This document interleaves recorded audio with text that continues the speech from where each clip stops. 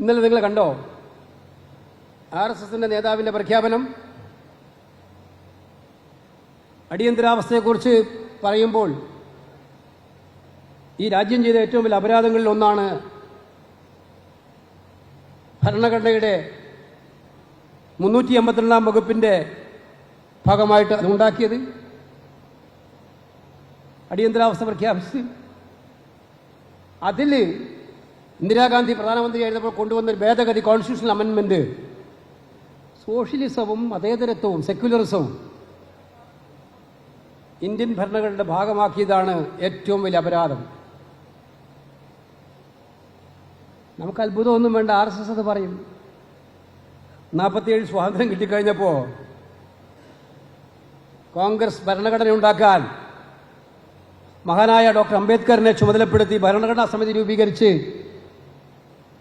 ഭരണഘടനാ നിർമ്മാണ സഭയിൽ അതുമായി ബന്ധപ്പെട്ട വിലപ്പെട്ട ചർച്ചകൾ നടക്കുമ്പോൾ അന്ന് RSSന്റെ മുഖപത്രമായ ഓർഗനൈസർ പറഞ്ഞത്, നമുക്ക് വേറെ ഭരണഘടന വേണ്ട, മനുസ്മൃതി തന്നെ മതി നമുക്ക് ഭരണഘടനയായിട്ട്. ആ മനുസ്മൃതിയാണ് കേരളത്തിന് വേണ്ടത്, ഇന്ത്യക്ക് വേണ്ടതെന്ന് പറഞ്ഞ RSSന്റെ നേതാവിൽ നിന്നും ഈ ഒരു പ്രസ്താവന വന്നത് അത്ഭുതപ്പെടേണ്ട. 50 വർഷത്തെ മുമ്പുള്ള അടിയന്തരാവസ്ഥയെക്കുറിച്ച് ഇപ്പോൾ ഓർമ്മിക്കുന്നത് എന്തിനു വേണ്ടിയിട്ടായിരുന്നു എന്നുള്ള അജണ്ട ഇപ്പോൾ പുറത്തു വന്നിരിക്കുകയാണ്. അത് വേറെ ഒന്നിനുമല്ല, ഈ നാട്ടിൽ മതേതരത്വം അത് ഭരണഘടനയുടെ ഭാഗമാക്കണ്ട. സോഷ്യലിസം എനിക്ക് മനസ്സിലാകുന്നില്ല, ആരെയാണ് സോഷ്യലിസം വേദനിപ്പിക്കുക? കേരളത്തിൽ നിന്ന് അഭിമാനത്തോടെ പറയാൻ പറ്റും, നമുക്ക് സമ്പന്നരും ദരിദ്രരുമുള്ള വ്യത്യാസം വളരെ കുറഞ്ഞ നാടാണ് നമ്മുടെ നാട്. ഇവിടെ ഉണ്ട്, ഇപ്പം ഇല്ലാന്ന് ഞാൻ പറയുന്നില്ല, പക്ഷെ എന്നാലും താരതമ്യേന കുറവാണ്.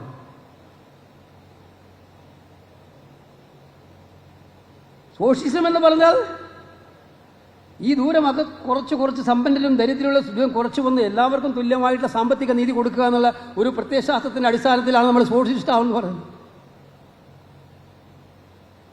അതിനോട് BJP ദഹിക്കില്ല. കാരണം ഇന്ത്യ രാജ്യത്ത് കഴിഞ്ഞ 11 കൊല്ലമായിട്ട് അവർ ഭരിക്കുന്നത് ഈ പാവപ്പെട്ടവനെ നന്നാക്കിയെടുക്കാൻ വേണ്ടിയിട്ടല്ലല്ലോ.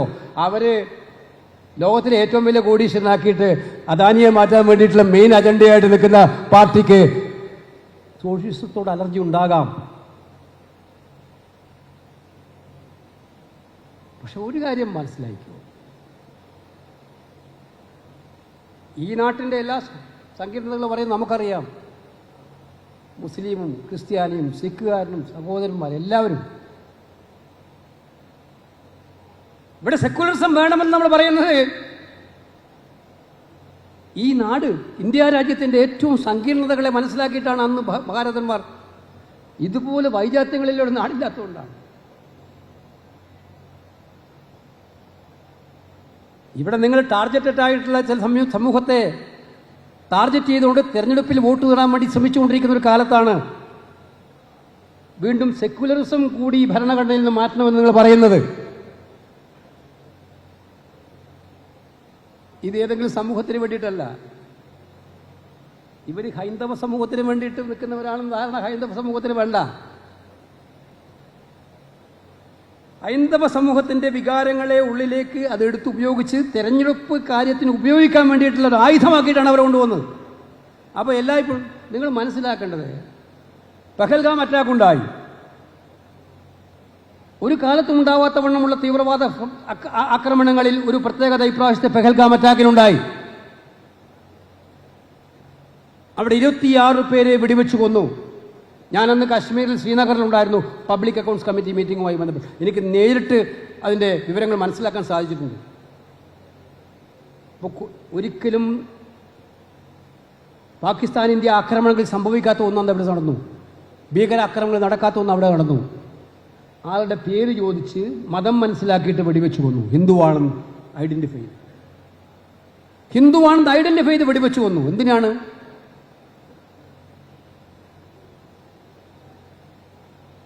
അത് ഹിന്ദുവിനോട് അവർക്കുള്ള വിരോധം കൊണ്ടല്ല, ഈ രാജ്യത്ത് ഇതിൻ്റെ പേരിൽ ഹിന്ദു മുസ്ലിം സംഘർഷമുണ്ടാക്കി ഇന്ത്യയെ തകർക്കാൻ വേണ്ടിയിട്ടുള്ള ഒരു ഏറ്റവും വലിയ കോൺസ്പിറസി ആയിരുന്നു അതിന് പിന്നിലുണ്ടായിരുന്നത്. പക്ഷെ അവിടെ ഇന്ത്യ രാജ്യം ഹിന്ദുവും മുസൽമാനും ഒന്നിച്ച്, എല്ലാ പാർട്ടികളും ഒന്നിച്ച് ഈ രാജ്യത്തിന് വേണ്ടി നിലകൊണ്ടു, സൈന്യത്തിനോടൊപ്പം നിലകൊണ്ടു. ഞാൻ അഭിമാനം കൊള്ളുന്നു. ഞാൻ കേട്ട, അടുത്ത കാലത്തെല്ലാം കേട്ട, നമ്മളെല്ലാം കോരിത്തിരിപ്പിച്ച ഒരു ശബ്ദം. നമ്മൾ എറണാകുളത്ത് മരിച്ച, കാശ്മീരിൽ മരിച്ച എറണാകുളത്തെ അദ്ദേഹത്തിൻ്റെ മകളുണ്ടല്ലോ, ആ കുട്ടിയുടെ പേര്, രാമേന്ദ്രൻ്റെ മകളുടെ പേര് ആരതി. ഞാനവരെ കാണാൻ പോയിരുന്നു. ആരതിയുടെ അച്ഛൻ രാമചന്ദ്രനെ സ്വന്തം മകളുടെ മുന്നിൽ വെച്ചിട്ടാണ് വെടിവെച്ച് കൊല്ലുന്നത്. അപ്പോൾ ആരതി, നിങ്ങൾ ആലോചിച്ചോളൂ, എന്ത് സങ്കടമായിരിക്കും ഒരു മകളുടെ മുമ്പിൽ വെച്ച് അച്ഛനെ വെടിവെച്ച് കൊല്ലുക, അത് കണ്ടുകൊണ്ടിരിക്കുക. അവസാനം അവരുടെ ജീവനും അപകടത്തിലാണെന്ന് കണ്ടപ്പോൾ അവർ ജീവൻ വിട്ടു ഓടി രക്ഷപ്പെട്ടു, 2 കൊച്ചു മക്കളെയും കൊണ്ട്. അപ്പോൾ ഞങ്ങളോട് പറഞ്ഞു, അത് മീഡിയയോട് അവർ പറഞ്ഞു, അന്ന് രാത്രി മുഴുവൻ ജീവിക്കുമോ മരിക്കുമോ എന്നുള്ള വേവലാതിയിൽ ഒട്ടും പരിചയമില്ലാത്തൊരു സ്ഥലത്ത് ഭയാനകമായ അന്തരീക്ഷത്തിൽ നിൽക്കുകയായിരുന്നു നമ്മളെല്ലാം. അവിടെ വെച്ച് ഞങ്ങൾക്ക് 2 സഹോദരന്മാരെ, എനിക്ക് പിറക്കാത്ത 2 സഹോദരന്മാരെ എനിക്ക് കിട്ടി. ആ 2 പേരും മുസ്ലിം സമുദായത്തിൽപ്പെട്ടവരാണ് എന്ന് ആരതി പറയുന്നത് ഈ നാട് കേട്ടതാണ്. അതാണ് ഇന്ത്യയുടെ സൗന്ദര്യം. അതാണ് കോൺഗ്രസ് ഈ രാജ്യത്തിന് പകർന്നു കൊടുത്ത സൗന്ദര്യം. അതാണ് മതേതരത്വത്തിന്റെ ഏറ്റവും വലിയ മഹനീയത.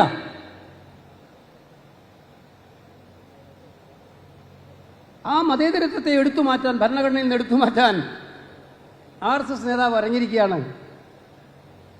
RSS നേതാവല്ല, സാക്ഷാൽ നരേന്ദ്രമോദി ഇനി വീണ്ടും ഒരിക്കൽ ജനിച്ച് 10 പ്രാവശ്യം വീണ്ടും ജനിച്ച് വന്നാലും ഇന്ത്യൻ ഭരണഘടനയിൽ നിന്നും സെക്യുലർ എന്നും സോഷ്യലിസ്റ്റ് എന്നും മാറ്റാൻ അവർക്ക് സാധിക്കില്ല, അതിന് അനുവദിക്കില്ല കോൺഗ്രസ് പാർട്ടി എന്ന് ഉറപ്പിച്ച് പറയാൻ ഞങ്ങൾ ആഗ്രഹിക്കുകയാണ്. ആ പൂതി അങ്ങ് മനസ്സിൽ വെച്ചാൽ മതി. അതിനാണല്ലോ 400 സീറ്റുമായിട്ട് വരാമെന്ന് പറഞ്ഞത്. ഭരണഘടന മാറ്റണം, ഞങ്ങൾക്ക് ഭരണഘടന മാറ്റണം. അവരെല്ലാം പ്രസംഗിച്ചു 400 സീറ്റുമായിട്ട് വരും, 2/3 മെജോറിറ്റിയുമായി വരും, കോൺസ്റ്റിറ്റ്യൂഷൻ അമെൻഡ് ചെയ്യും എന്നായിരുന്നല്ലോ പറഞ്ഞത്. അവിടെ ഇന്ത്യൻ ജനത പറഞ്ഞു 400 ഇല്ല, 240 ഉള്ളൂ, വേണമെങ്കിൽ 2 ഏണികളെയും കൂട്ടി ഭരിച്ചോ എന്ന് പറഞ്ഞിട്ടാണല്ലോ ഏണികളെ കൂട്ടി ഇപ്പം ഭരിക്കുന്നത്. മോഡിയെ വെല്ലുവിളിക്കുന്നു. ഇന്ത്യൻ ഭരണഘടനയിൽ സെക്യുലറിസവും അതുപോലെ സോഷ്യലിസവും മാറ്റാൻ ധൈര്യമുണ്ടെങ്കിൽ പാർലമെന്റിലേക്ക് വരണം, അവിടെ കാണിച്ചു തരാം കോൺഗ്രസും ഇന്ത്യ മുന്നണിയും എന്ത് സംഭവിക്കുമെന്നുള്ളത്. അത് വൈരാഗ്യത്തിന്റെ പേരിലല്ല, ഈ നാടിനെ അത്രയും സ്നേഹിക്കുന്നതുകൊണ്ടാണ്.